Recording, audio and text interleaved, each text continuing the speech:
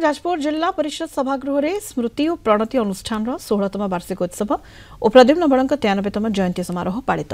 अनुष्ठान सभापति शिशिर कुमार नायक अध्यक्षतार मुख्य अतिथि भाव में पूर्वतन मंत्री प्रफुल्ल चंद्र घड़ाई जोगदे। प्रद्युम्न बड़ जड़े स्पष्टवादी लेखक, सालिसविहीन राजनेता तथा सत्यनिष्ठ सांबादिक बोली मत व्यक्त करते।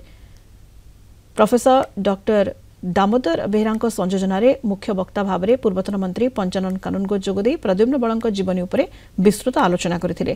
कार्यक्रम में साधारण संपादक कैलाश चंद्र नायक, डॉक्टर नित्यानंद मिश्र प्रमुख जोगदे। यह अवसर में पूर्वतन विधायक पवित्र मोहन जेना, वरिष्ठ शल्य विशारद प्रोफेसर डाक्टर प्रफुल्ल कुमार महापात्र को अनुष्ठान तरफ संबर्धित करा जायतिला।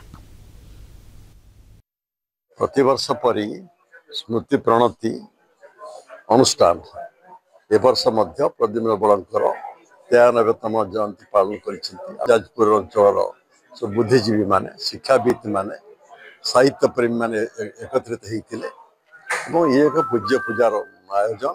यहीपरि भाव में जाजपुर माटी जाजपुर माटी हूँ ऐतिह्यमय माटी, अनेक इतिहास तार रही।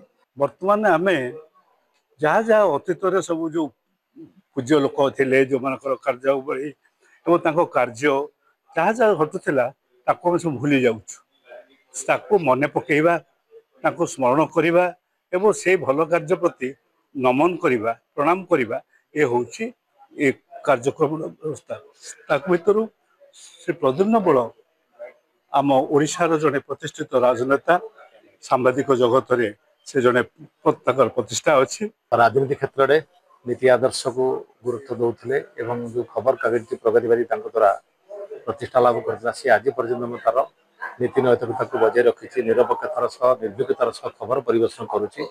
प्रद्युम्न बड़ केवल आम कहबानी यहाँ आम ओडिशार देशर मध्य गोटे अनन्य प्रतिभा थे, गोटे व्यक्तित्व स्वतंत्र व्यक्तित्व थे, स्पष्टवादी थे एवं जीवन काल भितर क्या सहित सी कौन प्रकार सालिश करन।